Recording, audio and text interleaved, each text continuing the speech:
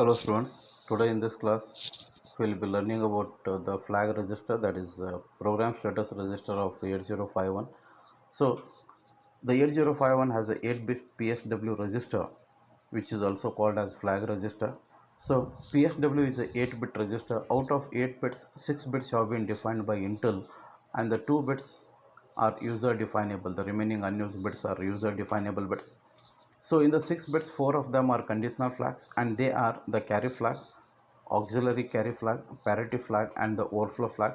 And these bits, the conditional flags, the 4 bits like carry flag designated as CY, auxiliary carry designated as AC, parity designated as P and the overflow flag designated as OV. These flags, they indicate some condition that has resulted after an instruction was executed. Means always these conditional flags, they reflect the status of the instruction which has been executed most recently, and the remaining 2 bits labeled as RS0 and RS1, they are used to select the register banks of the RAM location. So the table in below, okay, just it describes the functions of various bits of your PSW. So the MSB bit, so the PSW is a bit addressable register. So PSW.7, that is the MSB bit designated as CY, which indicates your carry flag. So the carry flag, whenever there will be set to 1 whenever there is a carry from the MSB bit. So after performing an 8-bit addition or 8-bit subtraction, if there is a carry from the MSB bit, then the carry flag will be set to 1, or during subtraction if the MSB bit requires an borrow, then the carry flag will be set to 1, else it will be reset. Means whenever the same carry flag will act as a carry flag during addition, or it will act as a borrow flag for subtraction, right? Plus your carry flag, directly it can be set to 1 by using the instructions like set bit C, or it can be cleared directly by using the instructions like CLRC, clear carry flag. The next bit we have the auxiliary carry flag. If there is a carry from lower nibble to higher nibble, that is from bit D3 to D4 during addition, or if there is a borrow required by bit D3 from D4, means if there is a borrow required from by the lower nibble from the higher nibble during subtraction, then the AC flag will be set to 1, else it will be cleared. So basically this flag, it is used by some of the instructions that perform BCD arithmetic, or it is used for making some BCD adjustments. It is not available for the program, it is used by internally by the processor itself. Then we have the P bit, the LSB bit, that is PSW.0. The parity flag reflects the number of ones which are present in register A or accumulator. If the A register contains odd number of ones, then the parity flag will be set to 1. If the accumulator or your register A, if it contains even number of ones, then the parity flag will be reset. Then we have the overflow flag. So this flag is set whenever the result of a signed number operation is too large, causing the higher order bit to overflow into the sign bit.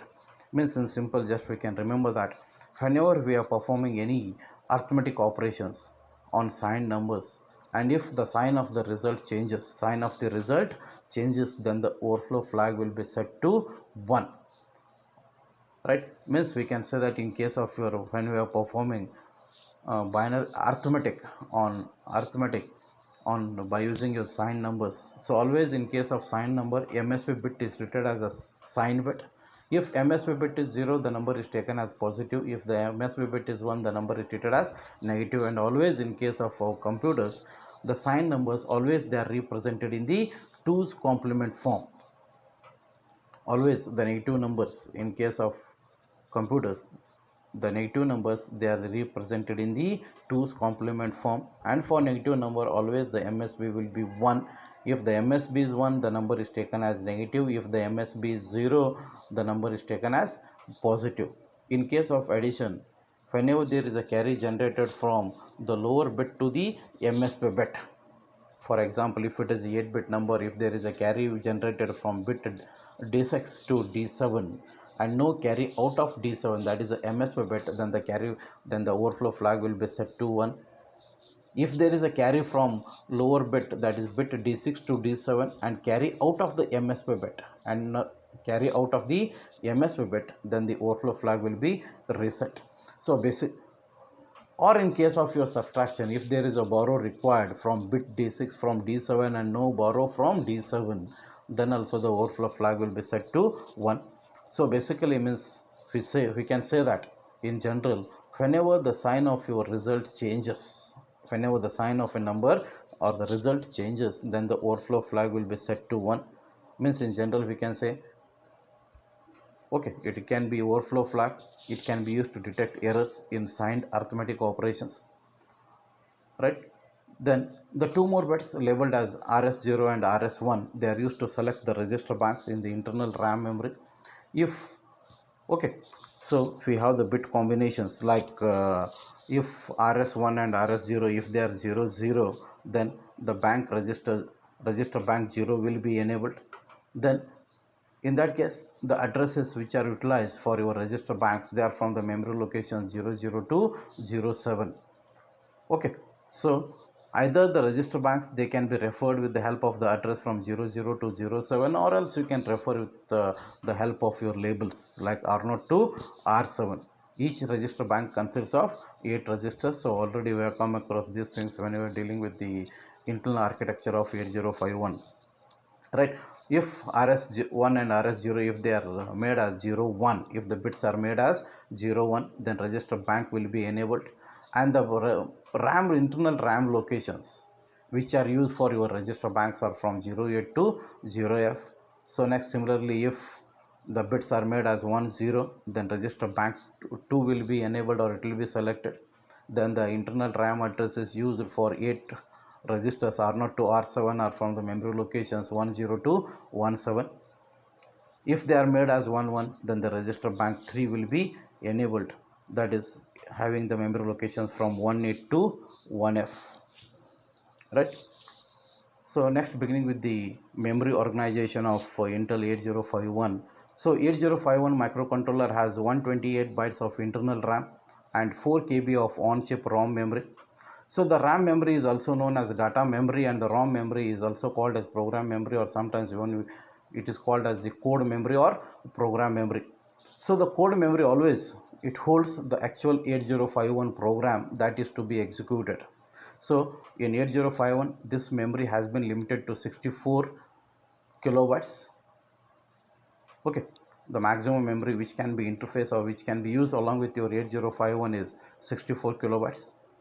Okay, so either the whatever 64 kilobytes of memory is there, it may be found on chip as ROM or EPROM, or else it may be the memory may be present completely off chip. Means the RAM, whatever the ROM memory is there, either it may be internal or it may be external. So in 8051, it has 128 bytes of internal RAM, but it supports 64 KB of external RAM memory. As the name itself indicates, external RAM is any external random access memory which is off chip. Means any external RAM memory which is connected off chip, we call it as the external RAM or external memory. Okay, since the memory is, so if you are using any off chip memory or external memory, it is not flexible in terms of accessing, because the external memory, the accessing of external memory is slower, right?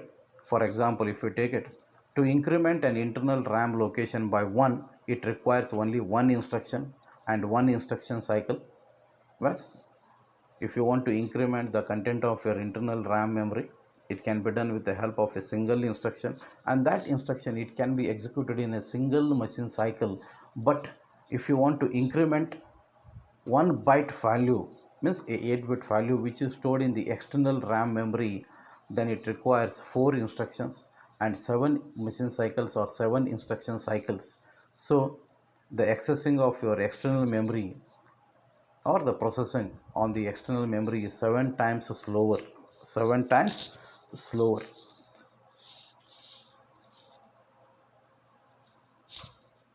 So coming to your internal ROM chip, on chip ROM.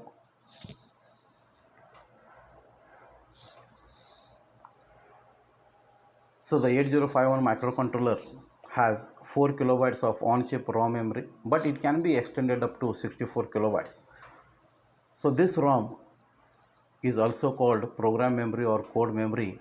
The code segment or the code memory is accessed using the program counter, means whatever the address or the memory location which has to be accessed, the address of that memory, it has to be present in the register BC for accessing the code memory or the external for accessing the memory. And if you want to access the memory, the data memory, then the address has to be present in the register DPTR. The external ROM is accessed when EE is enable external. If it is made as active low, means it has to be connected to ground. In that case, the contents of the program counter, if it exceeds, means internally it is having 64 kilobytes, plus we say that internally on chip it is having 4 kilobytes of memory. So if you take it as 4 kilobytes of memory, then the address can range from 000000H to 0FFFF in hexadecimal. So if the result exceeds this address, that is 0FFF, then the data or your opcode, okay, now it will be fetched from the external memory. Means when the internal ROM address is exceeded, means if it exceeds this address, that is 0FFF, then 8051 automatically fetches the code bytes from the external program memory. So whatever the figure you have, the internal ROM memory 4 kilobytes of memory, it is having the address from 00000 to 0FFF. So if the address of the code exceeds 0FFF, then 8051 automatically, if external memory has been connected, automatically it will fetch the instruction from the external memory, right? So beginning with the internal RAM of 8051. So next, beginning with the internal RAM of 8051. So the internal RAM of 8051 has been limited to 128 bytes, and it is the fastest RAM which is available, means in terms of reading, writing and modifying its contents. So the as the name itself indicates, the internal RAM, it is volatile. So whenever the 8051 is reset, then the internal RAM memory location 128 bytes of internal RAM, they are cleared. So from the figure you can observe, okay, 4 register banks labeled as bank 0, bank 1, bank 2 and bank 3, each of 8 bits. It means a total of 32 bytes, right? That is having the address from 00 to 1F, 00 to 1F. So by default, after reset, as all the registers are cleared, RS0 and RS1 bits of your PSW are cleared, by default the register bank 0 is enabled, and the remaining banks can be selected by programming the bits RS0 and RS1 of your PSW. Then the next memory locations having the address from 20 to 2F, okay, 16 bytes of bit addressable area is available, okay. So this area having the address from 20 to 2F, it forms a area of a total of one area of 128 addressable bits.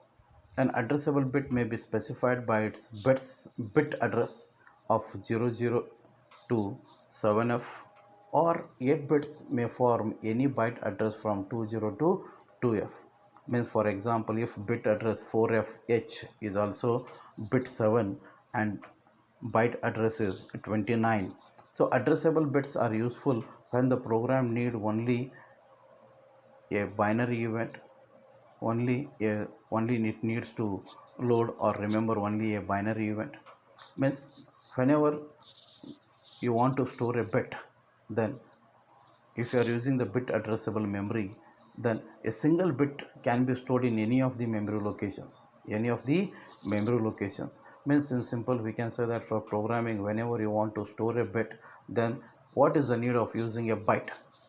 Okay, because internally if you take it, whatever the internal RAM memory is there, it is in short supply, just we have about 128 bytes. So why use a byte when a bit can do it? right?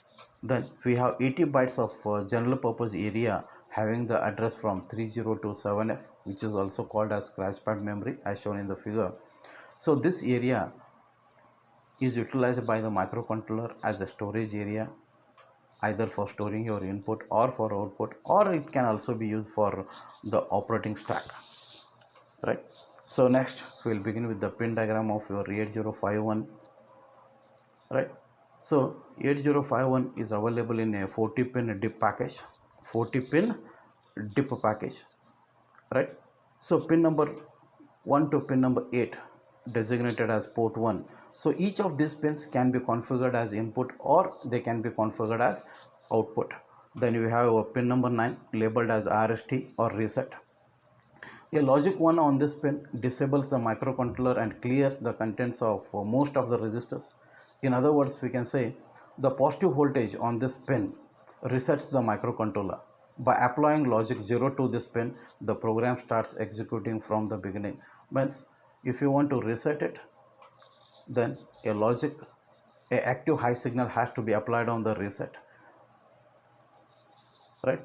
So if the reset pin, if it is made as low, then the program starts executing from the beginning. Then we have the pins from pin number 10 to pin number 17 labeled as port 3. Okay, so similar to your port 1, each of these pins can serve as a general purpose input or output. Besides, all of them have alternate functions.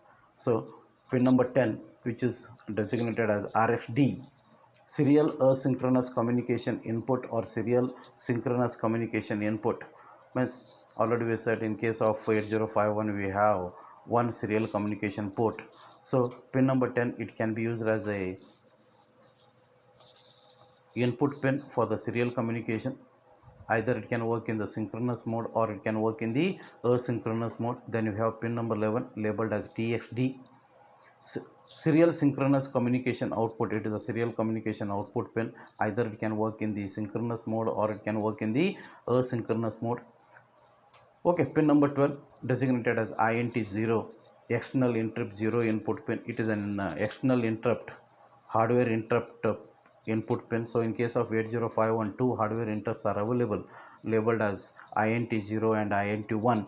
Pin number 12 is designated as INT0 and pin number 13 is labeled as INT1, external interrupt 1 input pin.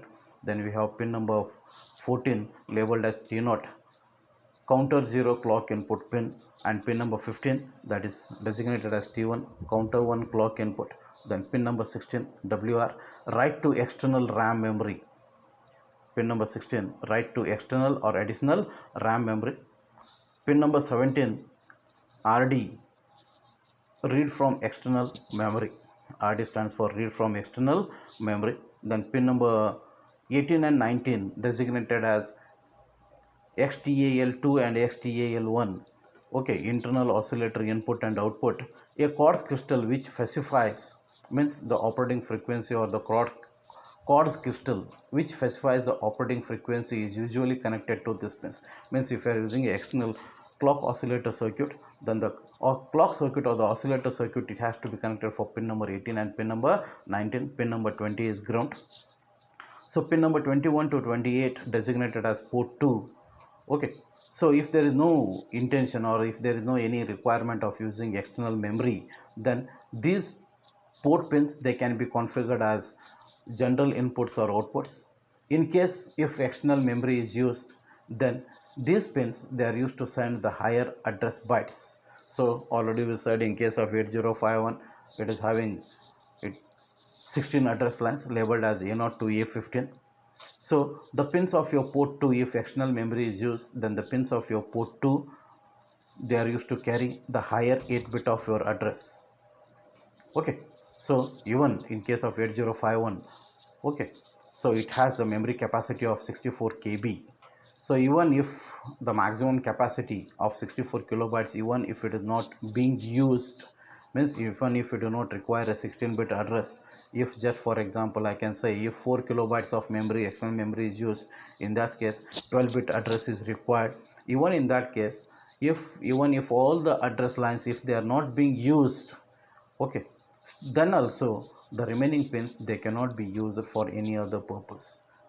Okay, means even though the memory with capacity of 64 kilobytes is not used, it means that okay, all the port bits are not used for its addressing. The rest of them, means even if they are not used for addressing, the rest of the pins they cannot be used, or they are not available for input or output. Then we have pin number 29 designated as PSEN. So if external ROM is used for storing program, then a logic 0 appears on it every time the microcontroller reads a byte from memory, right? Then we have pin number 30 labeled as ALE address latch enable.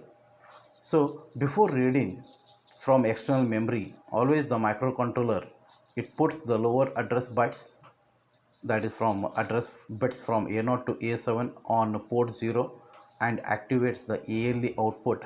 After receiving the signal from the ALE pin, the external latch latches the state of P0 and uses it as a memory chip address.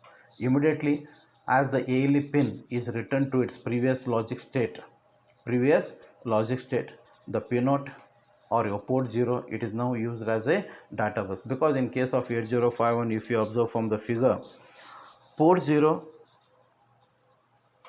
okay, so either it can be used as a IO port if external memory is not used, or if external memory is used, then the pins of your port 0, they are used as the address bus and the data buses, and the signal ALE, it is used to latch or demultiplex the address bus and the data buses. So during the start of your machine cycle, ALE will be active, ALE will be active, right? ALE goes high, then the latch will be enabled. So whatever the data is there on P0 to P7, that is your the signal on your port 0 will be treated as an address, the latch will be enabled, and after certain duration of time, then the ALE will go low. In that case, now the data on port 0, now it will be treated as a data, means the same pins will act as the address buses and data buses. On a time division basis, the same pins, they means the ALE signal you use to demultiplex or separate the address signal and the data signal. Then you have your pin number 31 designated as EA. By applying logic 0 to this pin, P2 and P3, P2 and P3 are used for data and sorry. So whenever it goes low, P0 and P2, P2 and P3 are used for data and address transmission with no regards to whether there is internal memory or not. It means that even there is a program written to the microcontroller, it will not be executed. Instead, the program written in the external ROM memory will be executed. By applying logic 1 to the EA pin, the microcontroller will use both the memories. The microcontroller will use both the memories. Okay, so in that case, first it will execute the program which is present in the internal memory, and then it will execute the program in the external memory if present. Then you have pin number 32 to pin number 39, that is your port 0, right? So similar to P2, if external memory is used, then these pins can be used as general purpose inputs or outputs. Otherwise, P0 can be used as a address output, means just to send the lower 8 bit of your address from A0 to A7 when ALE is driven high, or as a data buses when ALE is driven low. Then you have pin number 40, that is PCC. So for its operation, your 8051 requires plus 5 volt power supply. So if any queries, just you can mail to me, or you can message me, or you can talk to me. Thank you.